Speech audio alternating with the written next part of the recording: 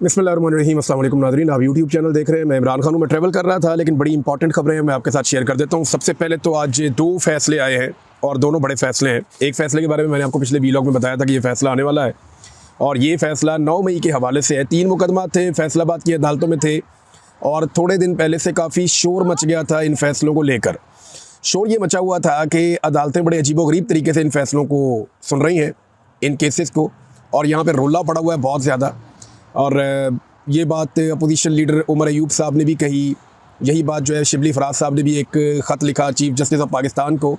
तो ये सारे लोग परेशान थे कि ये हमारे साथ हो क्या रहा है। बहरहाल ये पहले भी होता रहा है। आपको याद होगा 2024 में इंतखाबात से बिल्कुल एक हफ़्ता पहले इमरान खान साहब को रात रात गए तक अदालतें लगाकर अडयाला जेल में 3 सज़ाएँ सुनाई गई थी। चौथी चंद दिन पहले सुनाई गई थी और उनको लगभग 30 साल के लिए अंदर कर दिया गया था ताकि लोग मायूस हो जाएँ। फिर लोगों ने अपनी मायूसी का इजहार किया 8 फरवरी 2024 को और इतने वोट डाले कि एस्टेब्लिशमेंट की सिटी गुम हो गई और उनको सिर्फ एक ही रास्ता मिला कि वोट छोड़ो, गिनती विनती छोड़ो, जाली फॉर्म 47 जारी कर देते हैं और फिर अदालतों को कंट्रोल करके हुकूमत को बचा लेंगे। और वही फार्मूला पर उन्होंने अमल किया, 17 सीटों वालों को पाकिस्तान में लाकर इक़्तिदार में बैठा दिया। अब मैंने आपको जैसे कि पहले वीलॉग में कहा था कि ये होने जा रहा है, तो 9 मई का फैसला फैसलाबाद की अदालत से 180 अफराद लगभग बताए जा रहे हैं जिनको सज़ा हो गई है। पाकिस्तान तहरीक इंसाफ की जो अपोजिशन लीडर हैं वो तमाम पाकिस्तान से उड़ा दिए गए हैं।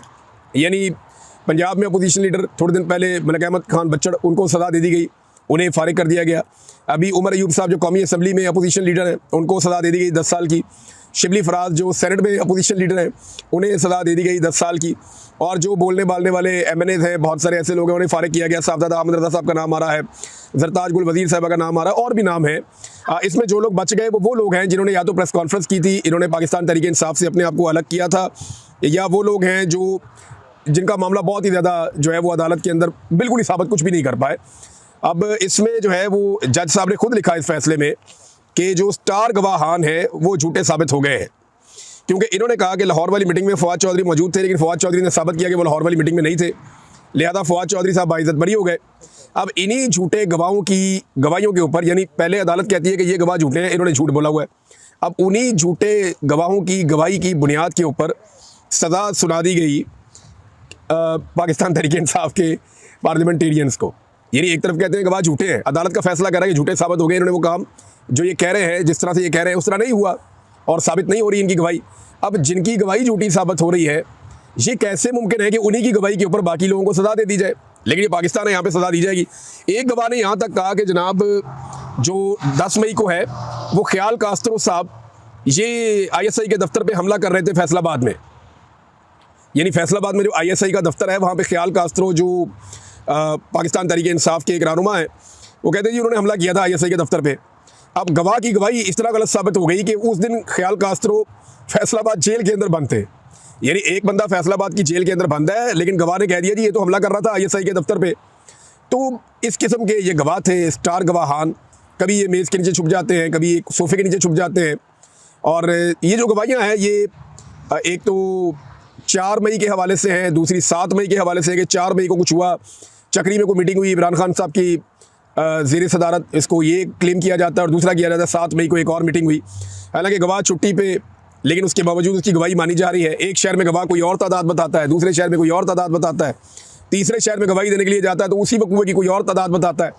अजीबोगरीबी सूरत है पाकिस्तान में। लेकिन इन गवाहियों की बुनियाद के ऊपर इतने ख़राब और इतने फारक किस्म के मामला के ऊपर जजेस सज़ाएँ सुना रहे हैं, ये बहुत इंटरेस्टिंग है और ये हमने पहली दफ़ा पाकिस्तान की तारीख में देखा है। ये जजेस तारीख में नाम रोशन कर रहे हैं। पाकिस्तान तहरीक इंसाफ का रद्द-ए-अमल मैं आपके सामने रखता हूँ। तहरीक इंसाफ ने इसके ऊपर सख्त रद्द-ए-अमल दिया है। फैसलाबाद की इंसदाद दहशतगर्दी की अदालत की जानिब से कायदे हिज़्ब इख्तिलाफ कौमी असम्बली उमर अयूब खान और कायदे हिज़्ब इख्तिलाफ यानी opposition leader Shibli Faraz senate के अंदर, और सुन्नी इत्तेहाद काउंसिल के चेयरमैन साहबजादा अहमद रज़ा, कौमी असम्बली में पार्लिमानी लीडर जरताज गुल वज़ीर, यानी सारे जो नाम कहीं ना कोई काम कर रहे थे सारे उड़ा दिए पकड़ के, और दीगर कारकुनों को 9 मई के झूठे मनगढ़ंत और सियासी इंतकाम पर मबनी मुकदमात में सज़ाएँ देने के फैसले पर रद्द-ए-अमल आया पाकिस्तान तहरीक इंसाफ का। तहरीक इंसाफ ये जो सज़ाएँ दी गई हैं इन मामलात में शदीद अल्फाज में मज़म्मत करती है। मजमूई तौर पर हमारे 6 मेंबरान कौमी असम्बली, 3 मेंबरान पंजाब असम्बली और 1 सेनेटर को सज़ा हुई है। अगर आप टोटल मिला लें जो अब तक हुई है 9 मई के अंदर सज़ाएँ, तो ये हो चुकी है कुछ 14 लोग इनके पार्लियामेंटेरियन अब तक सज़ा में फारिग हुए हैं। 14 पार्लियामेंटेरियंस को अब तक सज़ा दी गई है। मौजूदा निज़ाम की जानिब से और लगातार कोशिश की जा रही है कि पाकिस्तान तहरीक इंसाफ को कुचला जाए। ये फैसला ना सिर्फ आइन और कानून की सरीहन खिलाफ वर्जी है, बल्कि इंसाफ के चेहरे पर एक और स्याह धब्बा है। रियासती निज़ाम के इशारे पर यूं अदलिया का तसलसल के साथ रबड़ स्टैम्प बन जाना और बगैर किसी शफाफ ट्रायल, सबूत, गवाहों पर जरा या दिफा के हक के लिए महज सियासी दबाव पर यके बाद दीगरे ऐसे संगीन फैसले सुनाना एक खतरनाक रुझान है जो अदालती निज़ाम की साख को मुकम्मल तौर पर ज़मीन बोस कर रहा है। पाकिस्तान की अदालती तारीख में पहली मरतबा ऐसा अफसोसनाक और शर्मनाक वाक़या पेश आया कि दोनों ऐवानों के कायदे इसमें इख्तलाफ को सिर्फ इस बुनियाद पर सजाएं दी गई कि वो इमरान खान के सियासी बयानिए, अवामी नुमाइंदगी और आइनी जिद्दोजहद के वफादार साथी हैं। इन फैसलों का मकसद कोई कानूनी इंसाफ नहीं है, बल्कि 5 अगस्त के अवामी एहतजाज को रोकने की मुनज़्ज़म कोशिश है। और ये कह रहे हैं जी ये फैसले इसलिए आ रहे हैं कि 5 अगस्त को, मुझे नहीं लगता कि 5 अगस्त के लिए आ रहे हैं। 5 अगस्त को ऐसा नहीं है कि कोई बहुत मुझे अभी तक तो दिखाई नहीं दे रहा है। एहतजाज तो हो रहा है, लोग इकट्ठे हो रहे हैं, लेकिन असल जो मसला है वो बाजोड़ में है। असल मसला जो है वो खैबर पख्तूनख्वा के कबायली इलाकों में ऑपरेशंस का है। ये मुझे दिखाई नहीं दे रहा कि जो बहुत बड़ा एहतजाज है। हाँ, ये ज़रूर है, इमरान खान ने टेस्ट मैच शुरू किया है और इमरान खान इनको सुख का सांस नहीं लेने देगा। वो अवाम के साथ मिलकर कोई ना कोई एक्टिविटी, कोई ना कोई चीज़ इमरान खान साहब करते रहेंगे और उस एक्टिविटी के बाद पाकिस्तान के जो हुक्मरान हैं उनके लिए नाक में दम होता रहेगा। और ये वो इमरान खान साहब तब तक करते रहेंगे जब तक कि उन्हें इंसाफ मिल नहीं जाता या जब तक वो इस लड़ाई में जीत नहीं जाते। सिंपल एक बात है, इमरान खान साहब अपने मुँह से कहते हैं, और अगर वो अपने मुँह से कहते हैं तो वो करके भी दिखा देते हैं। इमरान खान साहब ने कहा कि हारता वो है जो हार मान लेता है, तो हार तो इमरान खान ने माननी नहीं है किसी सूरत। वो ये कहता है कि मैं तो हार नहीं मानूंगा। और अगर वो हार नहीं मान रहा तो इसका सादा मतलब ये है कि वो इस लड़ाई को लड़ता रहेगा और अंदर बैठ के लड़ेगा, अपने तरीके से लड़ेगा, कभी कुछ करेगा, लेकिन इमरान खान हार नहीं मानेगा इस सिस्टम के सामने। और ये अब बज़ाहिर दिखाई दे रहा है और इसीलिए सिस्टम बहुत उतावला है जल्द अज जल्द बहुत सारी चीज़ें करने में। अच्छा, एक फैसला और भी आया। पीटीआई ये कहती है कि हमने वादे कर दिया है, और ये वादे करते हैं। बैरिस्टर गौर ने भी कहा, बाकी लोगों ने भी कहा। उमर अयूब साहब काफ़ी दिनों से बहुत अग्रेसिव टोन के अंदर हैं और वो इस तरह बातें कर रहे हैं। शिबली फराज साहब जो है, जिन्होंने थोड़े दिन पहले मिर्ज़ा अफरीदी साहब को सेनेटर बनवाया, आज खुद सेनेटरशिप से फारिग हो गए हैं। लेकिन याद रखिएगा, मिर्ज़ा अफरीदी फारिग नहीं होंगे सेनेटरशिप से, क्योंकि वो बहुत अच्छे इंसान हैं, उनके बड़े अच्छे ताल्लुकात हैं, वो बड़े ज़बरदस्त आदमी है। वो कभी फारिग नहीं होंगे सेनेट की नशिस्त से। बाकी सारे भी फारिग हो जाए ना, वो क्या कहते हैं, सुनिया हो जाए गलियाँ तो मिर्ज़ा यार फिरे, ये वो वाला मिर्ज़ा ये नहीं फारिग होता, बाकी सारे फारिग हो जाएंगे।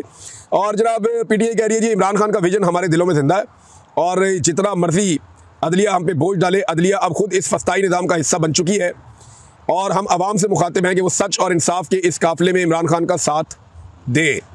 आज़ादी इतनी करीब आती जा रही है जितना जुल्म बढ़ता जा रहा है, ये पाकिस्तान तहरीक इंसाफ ने कहा। दूसरा फैसला पाकिस्तान तहरीक इंसाफ के लिए 31 जुलाई के आज के दिन ही एक और आ गया।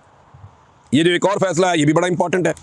तहरीक इंसाफ के रहनुमाओं और कारकुनों के रावलपिंडी की इंसदाद दहशतगर्दी की अदालत ने आला क़यादत के खिलाफ सियासी बुनियादों पर बड़ी तादाद में नाकाबिले ज़मानत वारंट गिरफ्तारी जारी कर दिए हैं और ये 26 नवंबर के हवाले से हैं। यानी 9 मई को बंदे किसके मरे? पाकिस्तान तहरीक इंसाफ के मरे। और मुकदमे किन पे हुए? पाकिस्तान तहरीक इंसाफ पे हुए। और अब नाअहलियाँ किन की हो रही है? पाकिस्तान तहरीक इंसाफ की हो रही हैं। दोबारा इलेक्शन के अंदर कौन जीतेगा? तहरीक इंसाफ तो नहीं जीतेगी। जाली फॉर्म 47 जारी किए जाएंगे और उसके लिए लोग धड़ाधड़ पैसा लगा रहे हैं। जनाब हमें बना दें MNA, हमें बना दें MPA, हमें बड़ा शौक है। बहुत सारे सरमायाकार इस खेल के अंदर उतर जाएंगे। आने वाले दिनों में आप तमाशा देखेंगे, आपको बड़ा मजा आएगा। पाकिस्तान का निज़ाम मजीद नंगा होगा। और अब जनाब बहुत सारे वारंट जारी कर दिए गए 26 नवंबर के हवाले से एहतजाज के बारे में। और मज़े की बात यह है कि 26 नवंबर को भी कत्लेआम पाकिस्तान तहरीक इंसाफ का हुआ था। जो बंदे गायब हुए वो पाकिस्तान तहरीक इंसाफ के हुए, जिन लोगों को गोलियां लगी वो पाकिस्तान तहरीक इंसाफ के लोग हैं, लेकिन एक भी मुकदमा वहाँ पे नहीं हुआ। जो एहतजाज करने वाले पुरअमन मुजाहिरीन थे, इससे पहले बहुत लोग आए हैं, इससे पहले बेशुमार लोग आते रहे। PMLN आती रही है, पीपल्स पार्टी आती रही है, जमात इस्लामी आती रही है, फजल रहमान साहब आते रहे। इमरान खान साहब के दौर में सारे आए हैं और इमरान खान साहब ने उनको बैठने दिया, आके एहतजाज करने दिया। ये तो दर्दे दे दे के वापस जाते रहे, तो इमरान खान साहब ने कुछ नहीं कहा। तो मामला ये है कि अब इस वक्त उस एहतजाज के नतीजे में शेख वक़ास अकरम, कमल शोज़ब, कर्नल रिटायर अजमल साबर, अलीमा खान, उमर अयूब और साबिक सदर पाकिस्तान आरफ अलवी साहब के भी मुकदमात नाकाबिले वारंट जारी कर दिए गए हैं। ये पाकिस्तान का निज़ाम एक एक करके अपने सारे कपड़े उतार रहा है। और वो शहीद अरशद शरीफ भाई ने कहा था ना कि बादशाह नंगा है, तो बादशाह वाकई नंगा है और क्या खूब नंगा है।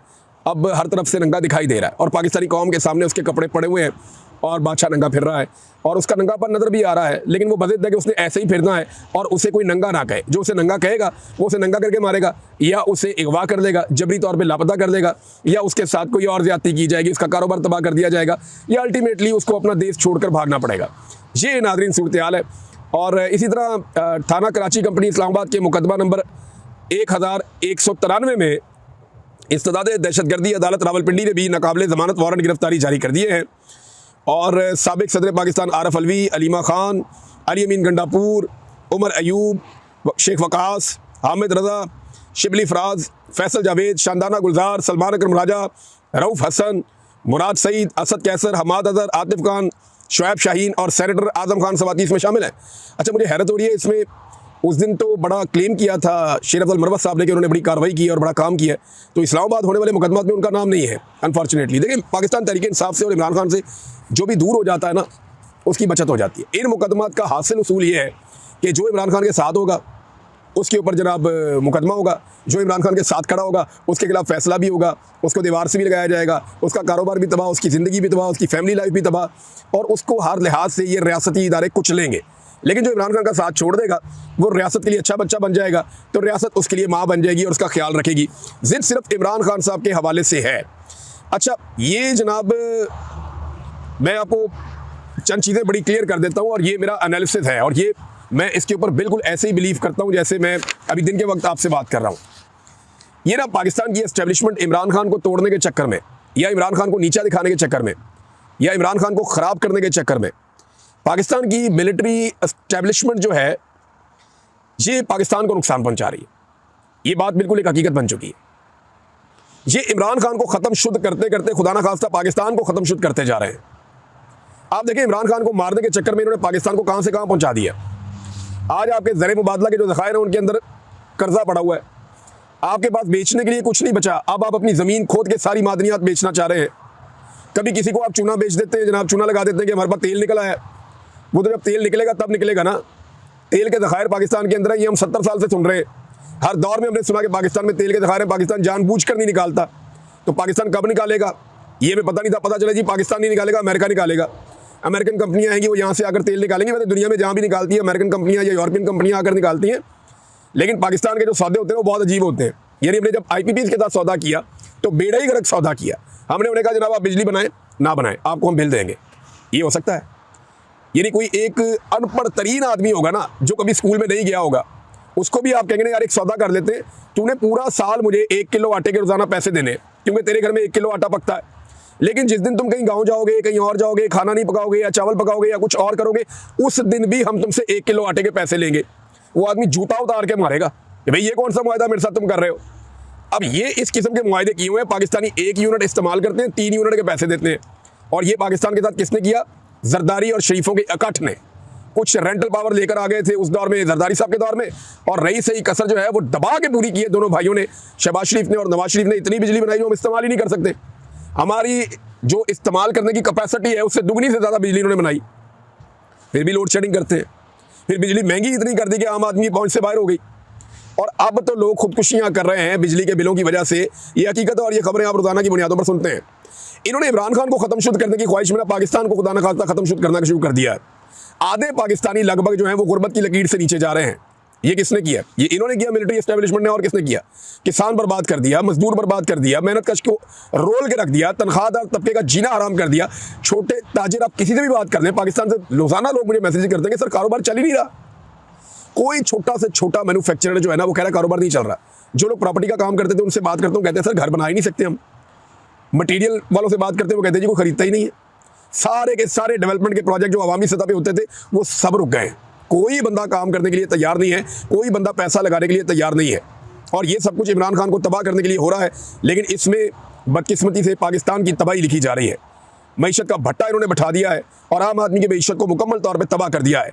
और रोजाना की बुनियाद पे आकर खड़े होकर दावे कर देते हैं मईशत ठीक है, इनके पास आखिरी चीज़ जो बची है ना बेचने के लिए, अब ये पाकिस्तान के वसाइल बेच देंगे। पाकिस्तान के पास अरबों डॉलर के ज़खायर मौजूद हैं कीमती पत्थरों के।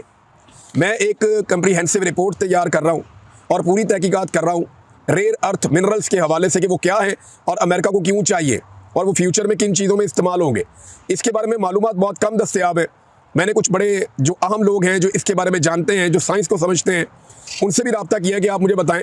बहुत जल्दी इंशाअल्लाह मुझे उम्मीद है कि अगले चंद दिनों में या 1-2 हफ्तों में इसके ऊपर हम अपनी एक तहकीक मुकम्मल करेंगे और चीज़ें आपके साथ शेयर करेंगे। हो सकता है चंद दिन ही लगे क्योंकि कुछ मालूमात मुझे आई हैं, मैंने भी उनको पढ़ना है। जैसे मैं किसी मुकाम पे पहुंचता हूं तो फिर ये मामला शुरू करते हैं। मुझे उम्मीद है कि जल्दी मैं आपको बता पाऊंगा कि रेयर अर्थ मिनरल हैं क्या, ये कहाँ कहाँ पे हैं, ये अमेरिका को क्यों चाहिए, वो क्यों इतना डेस्परेट है।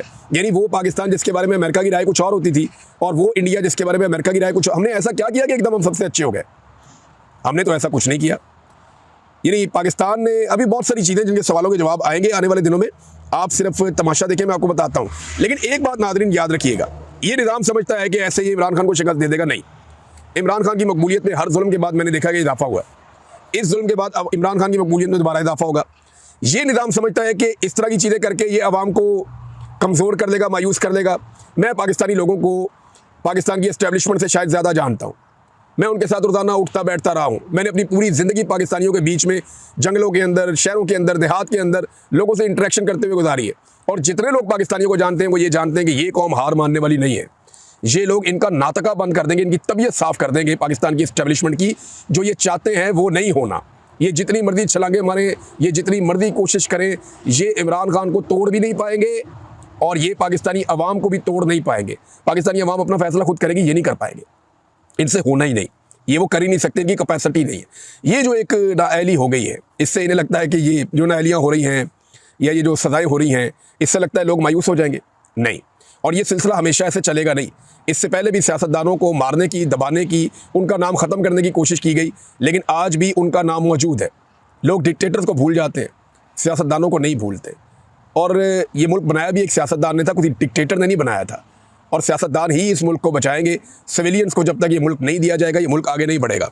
खबरें हैं नाज़रीन मेरे पास और भी, लेकिन मैं यहाँ पे इस वीलॉग को ख़त्म करता हूँ। और ये जो बहुत सारे लोगों को वारंट जारी किए गए हैं रावलपिंडी में, ये वही जज हैं अबुल हसन जुल्करनैन, जिन्होंने साइफर वाले केस में भी शाह महमूद कुरैशी और इमरान खान साहब के खिलाफ फैसला किया था। ज़ैन कुरैशी बहरहाल जो है वो बाइज़्ज़त बरी हो गए हैं। ये बड़ी अच्छी खबर है कुरैशी ख़ानदान के लिए। शाह महमूद कुरैशी साहब तो मौजूद ही नहीं थे, उनके साथ तो बहुत ज़्यादती हुई थी, लेकिन ज़ैन कुरैशी साहब का बाइज़्ज़त बरी होना, उसको इस नज़र से देखा जा रहा है कि उन्होंने 26वीं आईनी तरमीम के मौके के ऊपर बड़ा अच्छा रोल प्ले किया था और बड़ा अच्छा बच्चा बनने का एक तासुर उनका कायम है कि वो बड़े अच्छे बच्चे बन गए थे उस वक्त जब 26वीं आईनी तरमीम हो रही थी, और वो गायब भी हो गए थे कुछ देर के लिए मुबैना तौर पे। तो उनका बाइज़्ज़त बरी होना कोई हैरत की बात नहीं है। अब तक के लिए इतने, अपना ख्याल रखिएगा, अपने इस चैनल का भी। अल्लाह हाफ़िज़।